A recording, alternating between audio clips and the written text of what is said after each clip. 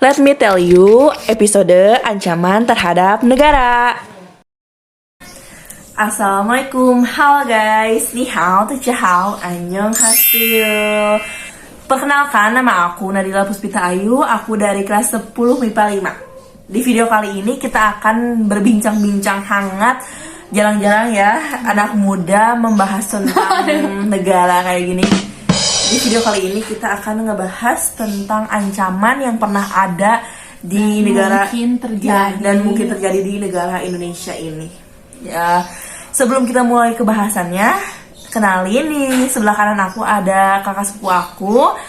Dia merupakan alumni Semanok, baru tahun ini lulus angkatan 22. Silahkan.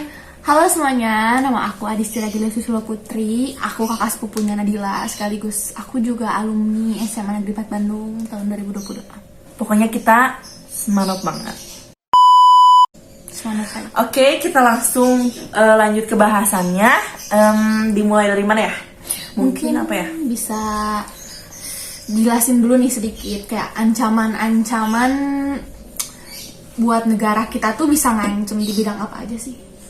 Oke, menurut aku ya, ini ancaman-ancaman itu kan bisa datang dari bidang manapun ya, dari internal maupun eksternal, dari faktor luar negeri sendiri pun bisa menjadi ancaman bagi negara Indonesia ini. Nah, mungkin jenis-jenis ancaman itu banyak ya, terdiri dari ancaman ideologi, politik, sosial budaya, ekonomi, pertahanan keamanan, militer, non militer, gitu sih. Kita bisa bahas dari ancaman di bidang militer dulu kali ya. Oke, ancaman militer. Oh, kalau menurut Teteh gimana ancaman militer? Menurut aku sih, sepengetahuan aku ya, ancaman militer tuh ancaman yang melibatkan, jadi pakai senjata, terus kayak lebih pakai tenaga dibandingkan lewat pikiran mengancamnya gitu, lewat paham-paham orang-orang. Jadi kayak lebih bisa kita senjata tahu lah kali ya, bisa kelihatan sama kita. Oh iya, kelompok ini tuh mau nyerang kita nih, mau memberantas, mau melakukan penyerangan bersenjata lah ya, kayak gitu. Misalnya kalau dari peristiwa Indonesia sendiri kayak apa ya? Agresi militer 1, agresi militer 2 gitu. Yang sebenarnya pada tahun agresi militer 1 dan agresi militer 2 ini kan terjadi pada tahun 1948 ya, dimana pada masa itu sebenarnya rakyat Indonesia sudah merasakan kemerdekaan pada tahun 1945, dan selang hanya 3 tahun mereka diinvasi, diserang kembali oleh Belanda pada tahun 1948. Hanya selang 3 tahun guys. Dan gak cukup gitu ya mereka menjajah kita 350 tahun. Dan pada saat itu mereka nyerang kita lagi gitu, dengan tujuannya sama juga kan ya, kayak pingin nguasain kekayaan alam yang ada di Indonesia juga, khususnya di Pulau Sumatera sama Pulau Jawa. Tapi mungkin di agresi militer ini mereka nggak terang-terangan mau menguasai kita langsung ya. Gitu ya, langsung kayak pingin langsung nyerang nih gitu, kayak dikasih manis-manisnya dulu lah ya. Pokoknya mah jangan terbuai dengan janji manis ya guys. Pokoknya mah nanti juga nggak tahu akhirnya mah gimana gitu kan. Kayak agresi militer 1 sama agresi militer 2. Awalnya manis-manis, ujung-ujungnya kayak dikasih apa ujung-ujungnya diserang lagi, dibantai lagi, disengsarain lagi, kan gak enak. Jangan ya, mau kayak dibaik-baikin lagi, tau-taunya ditinggalin juga. Jahat ini mah. Oke, kita lanjut ke ancaman non militer kali ya, kan tadi kita udah ngebahas ancaman militer. Boleh, dari mana nih? Kalau menurut aku ancaman non militer tuh lebih ke paham pikiran ya nggak sih? Ya, kayak, itu berarti masuknya ke ideologi ya? Ya juga sih, itu masuk ke ideologi, tapi kayak non militer tuh pengaruh yang bikin ngerubah diri kita sendiri ya nggak sih? Kayak gaya hidup, kayak tidak mencintai budaya-budaya sendiri lagi, kayak aku mah lebih suka budaya Korea misalnya ya gitu. Masuk aku juga sih ya guys ya. Tapi kita nggak lebih cinta dari Indonesia tetap di hati. Jadi merubah pengaruh lah ya, merubah diri seseorang menjadi apa ya, yang asalnya mereka gini jadi kayak gini kayak gaya hidup, banyak lah ya gaya hidup, misalnya kayak suka apa ya, hedonisme betul, individualisme betul, sama kayak mungkin apa ya, diskotik, dugem, mabuk-mabukan juga itu termasuk ya. Terus apa ya? Tidak mencintai produk sendiri juga termasuk ya nggak sih? Kayak misalnya karena si merek ini tuh lebih apa ya, terkenal kayak ya. apa? Chanel, Dior, Iya, betul. Gucci lah. Dibanding Sekarang produk kayak, lokal nah, gitu. cuma ini mereknya bagus, terkenal dipakai artis-artis luar negeri. Aku ya udah lebih suka ini kayak ini aja gitu kan. Padahal masih banyak produk lokal Iya. yang kualitasnya nggak jauh bagus Betul. gitu. Terus gaya hidup lifestyle yang lainnya juga apa ya? Kayak tapi ini gaya hidup lifestyle sama kayak pengaruh nggak nganggap budaya sendiri penting tuh kan termasuk dampak negatif dari globalisasi Iya. ya. Kayak benar-benar seseorang ini tidak menyaring dampak globalisasi ini sebenarnya ada positif ya guys Iya, ya. banyak banget malah Banyak. positifnya. Kayak apalah teknologi semakin meningkat Iya. ya apa. Cuman yang salahnya tuh orang-orang di pikirannya diterima mentah-mentah. Jadi Mereka telan bulat-bulat. iya nggak disaring dulu Iya. kayak gitu. Jadi terciptalah gaya hidup kebarat-baratan atau apalah mabuk-mabukan kayak gitu-gitu. Pokoknya kita mah jangan ya guys ya. Anak Indonesia harus mencintai produk dalam negeri dan gaya hidup budaya sendiri lah ya Indonesia kayak gimana. Kita lanjut ke ancaman apa ya? Enaknya kamu bahas dari mana nih? Maunya? Ideologi. Boleh banget. Ideologi. Ancaman ideologi ini yang bener-bener ngancam ideologi kita. Ideologi kita kan Pancasila ya. Ini negara Indonesia. Selain itu ancaman ideologi ini yang pernah terjadi di Indonesia merupakan salah satunya ada satu peristiwa yaitu G30 SPKI. Gerakan 30 September Partai Komunis Indonesia, yang dimana peristiwa ini disebabkan oleh satu kelompok ya, satu kelompok yang bernama Partai Komunis Indonesia, yang dimana mereka menganut paham komunis ya, sesuai namanya aja. Komunis, berarti mereka menganut paham komunisme yang dimana di dalam Indonesia ini ancaman ideologi yang harus sangat kita hindari atau jangan sampai terjadi lah ya. Yaitu yang pertama ada komunisme, yang kedua ada liberalisme. Betul. Kalau menurut Teteh itu gimana sih kalau komunisme dan liberalisme di negara kita sendiri? Komunisme dan liberalisme di negara kita kan benar-benar ditentang ya, karena nggak sesuai sama landasan kita Pancasila dan Undang-Undang Dasar 1945. Iya betul. Jadi kayak Sangat bertolak belakang. iya benar, dari prinsipnya aja tuh beda banget dari sama negara kita. Makanya kenapa komunisme dan liberalisme ini benar-benar ditentang di negara kita kan. Dan kenapa juga waktu peristiwa G30 SPKI segitu besarnya perlawanan negara kita terhadap kelompok komunis itu. Itu tuh membuktikan kayak kita tuh benar-benar menentang ideologi itu gitu. Betul. Makanya banyak yang dikorbankan, pahlawan-pahlawan. Bahkan peristiwa G30 SPKI ini kan dijadikan film ya. Benar, dijadikan film sejarah, dibuatkan museum yang sama kayak dengan peristiwa Lubang Buaya itu. Kayak benar-benar ini tuh kita harus belajar gitu dari peristiwa itu, jangan sampai terjadi lagi. Ya, cukup sekali aja. Iya, pada saat itulah ya guys ya. Oke, kita bisa lanjut ke ancaman di bidang mana lagi ya? Politik boleh. Ancaman bidang politik itu cukup sensitif ya. Sangat-sangat sensitif. Kita juga sebenarnya sebelum bikin video ini kita briefing dulu tentang politik. Takut juga ya gitu. Gimana ya? Ancaman politik itu seperti Pak Fikri bilang ya. Sebenarnya bukan Pak Fikri bilang. Emang tujuannya menyejahterakan rakyat. Namun yang membuat kebanyakan orang berpikir jelek atau buruk lah terhadap politik itu karena gimana ya?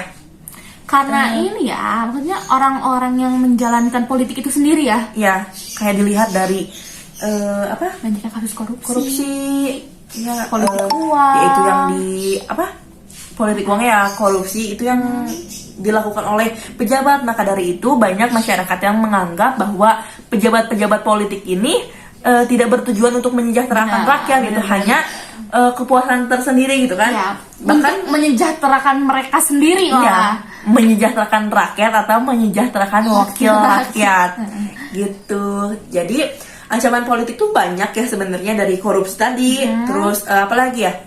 Korupsi, kolusi, nepotisme, KKN, terus apa lagi ya? uang, oligarki, politik oligarki. Kalau politik oligarki itu kayak gimana sih? Jadi politik oligarki itu adalah politik gimana sih sistem politik itu sendiri itu dijalankan oleh beberapa orang atau kelompok yang berkuasa gitu. Kayak contohnya kita tahu sendiri lah ya, nggak mau Kayak negara nggak boleh sebut. sekarang negara kita maksudnya kayak lebih dominan si ini nih gitu. kayak, nah itu tuh berarti salah satu ancaman loh buat bidang politik di negara kita gitu kan. Jadi kayak hanya yang berkuasa tuh si ini aja, ini kayak segala-gala tuh dari si ini gitu. Ya, benar. Nggak boleh sebut merek ya, say. Tahu sendiri lah ya. Iya. Terus banyak sih ya ancaman politik. Banyak banget sebenarnya ya, cuma kayak Ya gitulah pokoknya mah, ancaman-ancaman tuh sebisa mungkin kita minimalisir lah ya. Kayak jangan sampai terjadi juga di Indonesia. Terus banyak pejabat-pejabat juga yang sebenarnya harus membuka mata bahwa tugasnya tuh sebenarnya untuk benar-benar menyejahterakan rakyat gitu. Dan anggapan buruk di masyarakat itu bisa dihilangkan lah ya. Kayak bener-bener pejabat politik di Indonesia tuh emang bener-bener menyejahterakan rakyat sebenarnya gitu. Dan mungkin ada oknum-oknum yang menyebabkan masyarakat memandang sebelah mata buruk. tidak semua gitu kayak gitu ya. Iya, Dan tidak mungkin semua. kalaupun memang apa yang kita pikiran buruk kita ini nggak benar, mungkin pemerintah bisa lebih transparan ke masyarakat ya. Betul. Terhadap rencana-rencana mereka. Jadi lebih terbuka lah. Iya, gitu. jadi kayak sebenarnya tuh ini pemerintah tuh mau ngapain sih gitu, bisa lebih transparan lah ke masyarakat. Iya, jadi kita kan bisa mengetahui apa yang kedepannya mau dilakukan oleh pemerintah, terus atas persetujuan kita juga kan kayak gimana kan dari rakyat, oleh rakyat dan untuk rakyat gitu. Kalau gitu sih guys, kalau ancaman politik. Terus kita lanjut ke ancaman mana lagi ya? Ekonomi. Boleh. Ancaman ekonomi ya guys ya. Kita bahas dari ancaman ekonomi di Indonesia tuh banyak banget. Karena masyarakat Indonesia sendiri itu masih banyak yang pengangguran. Pertama, kalau pengangguran sendiri itu dari diri masyarakat sendiri nggak sih, kayak malas-malasan, nggak mau berusaha juga itu bisa nyebabin ekonomi negara Indonesia itu nggak maju-maju terus. Selain dari internal para pengangguran itu sendiri, mungkin bisa dari terbatasnya lapangan kerja ya. Ya, karena betul. mungkin perusahaan-perusahaan malah lebih mengandalkan tenaga kerja asing Ya, dibandingkan si pengangguran orang itu kita, kayak gitu. bingung mau kerja di mana nih, kayak gini-gini, kayak Tapi mungkin- perusahaan-perusahaannya kan ngendalin yang asing. Iya benar, tapi mungkin perusahaan-perusahaan juga melihat mungkin ya kayak kurangnya sumber daya manusia yang berkualitas dari orang kita, ya kan? Ya kan pasti perusahaan juga ngelihat yang berkualitas ya. Mungkin untuk solusinya sih bisa dilakukan pelatihan ya buat orang-orang yang belum dapat pekerjaan, jadi mereka bisa ahli di bidangnya masing-masing. Ya betul. Jadi bisa memiliki keahlian lah ya. Nah yang kedua tuh ada ancaman ekonomi yang masalah infrastruktur yang di dalam negara kita Indonesia. Kayak si pemerintah tuh mau ngebuat infrastruktur, ngelengkapin fasilitas yang buat masyarakatnya lah ya. Tapi pemerintah ya masih mengandalkan untuk meminjam biaya terhadap negara lain gitu. Padahal ya sebenarnya kayak biaya buat pembangunan infrastruktur negara Indonesia tuh bisa dari negara Indonesia sendiri. Kayak contoh bisa ngandelin anak-anak muda yang berbakat lah ya, yang kayak memiliki potensi untuk mengembangkan penemuan-penemuan baru yang bisa akhirnya dijadikan sebuah program atau apalah ya, kayak mau membuat barang juga bisa yang bisa dijual ekspor ke luar negeri, menghasilkan uang untuk dikembalikan lagi untuk membangun infrastruktur itu sendiri. Betul. Jadi kan kayak sebenarnya tuh jalan satu-satunya itu bukan ngutang loh, kayak Maksudnya masih bisa gitu. Kita tuh kayak nggak percaya diri gitu loh sama kualitas negara kita sendiri. Harusnya kayak ya untuk menghindari ancaman ekonomi ini kan bisa gitu, bisa dikembangin anak-anak mudanya, ya yang berbakat lah diandalin. Jadi justru Indonesia itu sendiri bisa ekspor ya ke luar negeri, bukan meminjam biaya ke luar negeri. Karena kalau misalnya ekspor tuh bisa ini ya mengumpulkan biaya yang cukup tinggi kan, apalagi kalau misalnya penemuan-penemuan baru bisa dijual cukup tinggi oleh negara lain, dibeli-beli gitu oleh negara lain kan. Jadi si uangnya tuh bisa untuk membangun infrastruktur negara Indonesia, melengkapi fasilitas yang dibutuhkan oleh masyarakat sendiri gitu guys. Terus selain itu juga bisa jadi dari membayar pajak kan ya guys? Iya benar, makanya harus taat bayar pajak. Benar sekali itu. Jadi kan kita harus rajin juga bayar pajak ya. Jadi si anggaran-anggaran itu tuh bisa digunain untuk kita sendiri gitu. Kita bisa lanjut ke ancaman di bidang mana lagi ya? Yang belum apa ya? Ekonomi udah, politik udah, militer udah, non militer udah. Mungkin apa ya? Tinggal sosial budaya kali ya. Sosial budaya sama pertahanan keamanan. Oke.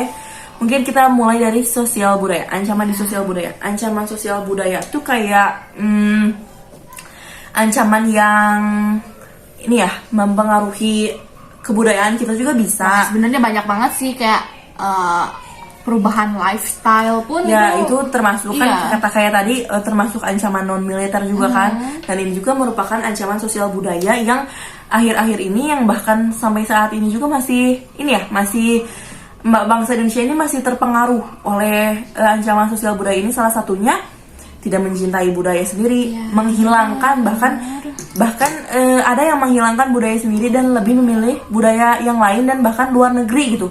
Kayak bukan asalnya si budaya ini, tapi gara-gara aku tertarik sama budaya ini, jadi udahlah tinggalin aja gitu budaya yang lama ini, mending yang baru aja, yang lebih modern lah, lebih apa. Padahal kan kita harus mempertahankan ya keaslian budaya Indonesia itu sendiri agar tidak hilang, dan nanti bisa di generasi yang akan datang juga masih mencintai budaya Indonesia itu sendiri. Ancaman di bidang sosial budaya ini juga kayak misalnya di masyarakat itu sendiri teh bisa gaya hidup konsumtif, individualisme kayak tadi juga ya. Terus kayak gaya hidup westernisasi, terus jauh dari nilai agama, yang mana kan kayak norma-norma gitulah ya sebenarnya. Yang mana dalam Pancasila kita aja sila pertama tuh ketuhanan yang Maha Esa gitu.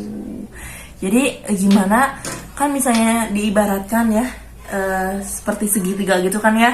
Jadi gini guys, waktu kelas 10 aku inget banget nih Pak Fikri pernah bahas tentang pengamalan nilai-nilai Pancasila di kehidupan sehari-hari. Pak Fikri tuh menganalogikannya kayak gini. Kita tuh punya satu piramida bentuknya segitiga, di mana dari paling bawah tuh merupakan sila pertama satu, ya sila ke-1, naik sila kedua, ketiga sampai ke puncaknya sila kelima. Sila kelima. Ya, benar banget. Dan Pak Fikri menjelaskan kalau misalkan pondasinya tuh di sila pertama. Jadi kita harus benar-benar mengamalkan sila pertama terlebih dahulu, yaitu ketuhanan yang Maha Esa. Baru kita bisa naik untuk pengamalan sila-sila selanjutnya. Jadi misalnya kayak kita mau ngamalin semua Pancasila untuk misalnya kayak ngituin budaya-budaya kita sendiri tuh harus dimulai dari sila pertama dulu. Kayak kita tuh harus ngamalin bisa bener-bener paham dengan sila pertama. Sebenarnya yaitu bukan buat sosial budaya aja ya. Yes, seluruh aspek kehidupan bangsa gitu. Dimulainya ya karena kita ideologinya Pancasila. Jadi kita harus mengamalkan nilai Pancasila. Jadi kayak kalau kita pengamalan nilai-nilai Pancasilanya dari sila ke-1 aja belum benar, kita nggak akan bisa mengamalkan nilai-nilai Pancasila. Ini juga salah satu cara untuk mengurangi ancaman yang ada khususnya di sosial budaya ya. Tapi bisa dipakai juga di seluruh bidang gitu, karena intinya kita harus memegang teguh prinsip ideologi kita sih. Dan kita harus benar-benar bisa ngamalin 5 sila ini kan, kayak benar-benar paham apa sih isi sila pertama sampai sila kelima ini gitu. Tapi dari masing-masing sila itu kita harus kuat pengamalannya, apalagi di sila pertama ya, karena itu pondasi untuk sila-sila selanjutnya gitu. Karena kita mau naik pun kita harus ngerti dulu pondasinya itu apa gitu. Jadi kan kayak kalian bangun rumah tapi pondasinya nggak kuat, ya nanti juga nggak akan bertahan lama, hancur-hancur juga gitu. Jadi kayak buat ngehindarin ancaman sosial budaya juga bisa dengan sosialisasi dengan masyarakat ya. Kayak kita tuh harus bisa berbaur dengan antar individu lah ya. Jadi jangan sampai si ancaman di sosial budaya individualisme ini benar-benar menguasai masyarakat di Indonesia sehingga mereka lupa dengan budaya-budaya dulu mereka yang sering bergotong royong ya. kerja sama antar warga, melakukan kegiatan apapun gitu. Ya, tapi mungkin menurut aku yang paling penting tuh dari kesadaran diri masing-masing sih. Jadi mungkin Ya, di betul. luar sana tuh banyak banget ancaman buat negara ini, tapi kita nggak sadar karena kita terlalu fokus kepada diri kita sendiri.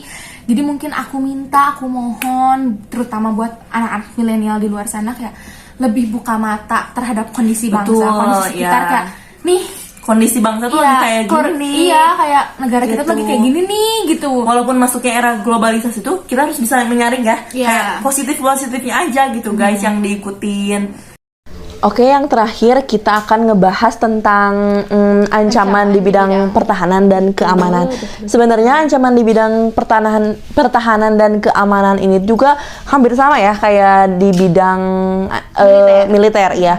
Karena ancaman pertahanan dan keamanan ini berupa kayak agresi atau invasi, Terus pemberontakan bersenjata, kayak gitu-gitu, kayak bener-bener hampir sama lah kayak ancaman militer. Terus apalagi kan untuk menanggulangi ancaman pertahanan dan keamanan ini, Indonesia punya TNI ya, Tentara Iya, Nasional benar. Indonesia yang emang tugasnya untuk menjaga keamanan dan pertahanan yang ada di Indonesia ini. Di dalam ancaman pertahanan dan keamanan ini juga Indonesia pernah membuktikan bagaimana cara mengatasinya, yaitu dengan menerapkan sistem Sishankamrata, yaitu Sistem pertahanan dan keamanan rakyat semesta. sistem pertahanan dan keamanan rakyat semesta ini juga diharapkan bisa mempertahankan kedaulatan, keadilan, persatuan negara. Betul banget ya. Segitu sih guys kalau menurut kita ya. Jadi menurut Teteh itu kayak apa aja sih yang bisa kita lakuin sebagai warga negara atau sebagai masyarakat atau sebagai anak muda generasi selanjutnya untuk mengatasi ancaman-ancaman di bidang militer, non militer, Ipolek Sosbudhankam, kayak buat nanganinnya tuh kayak gimana gitu. Menurut aku ya, yang paling penting tuh tadi sih mengamalkan nilai-nilai Pancasila. Iya, itu yang penting dari banget. Pondasinya. Terus kayak sebenarnya upayanya udah kita sebutin ya tadi. Iya. Kayak lebih terbuka terhadap keadaan dan kondisi negara Betul. saat ini gitu. Jadi meminimalisir sebisa mungkin meminimalisir sikap individualisme gitu. Jadi lebih Iya. membuka mata terhadap kondisi negara. Terus tentunya mempertahankan dan meningkatkan rasa nasionalisme sih. Ya betul menurut itu. Sorry ya guys, sebelumnya kualitas gambarnya kalau beda, soalnya ini ganti kamera tadi yang sebelumnya habis baterai. Oke, kita lanjut. Jadi kesimpulan yang kita dapat yaitu Banyak ancaman yang bisa terjadi di negara kita Indonesia, baik dari internal maupun eksternal. dan diharapkan juga kita sebagai warga negara atau anak muda penerus bangsa bisa mengantisipasi dengan berupaya semaksimal mungkin agar ancaman-ancaman tersebut yang sudah kita sebutkan tidak dapat terjadi lagi. Ya udah guys, segitu aja video kita kali ini. Semoga dengan kalian nonton video ini bisa menjadi remaja yang lebih peduli terhadap ancaman-ancaman yang mungkin bisa datang ke negara kita sendiri. Dan dengan video ini insya Allah bermanfaat untuk menambah pengetahuan khususnya tentang berwarga negara lah ya. Dan mohon maaf bila ada kekurangan dan kesalahan kata yang tadi kami sebutkan ataupun informasi-informasi yang kurang lengkap dan rinci karena kita masih tahap pembelajaran. Terima kasih semuanya. Assalamualaikum warahmatullahi wabarakatuh. Love you. Bye-bye. So, thank you guys for watching. Don't forget to like, okay? Love you all. Mwah.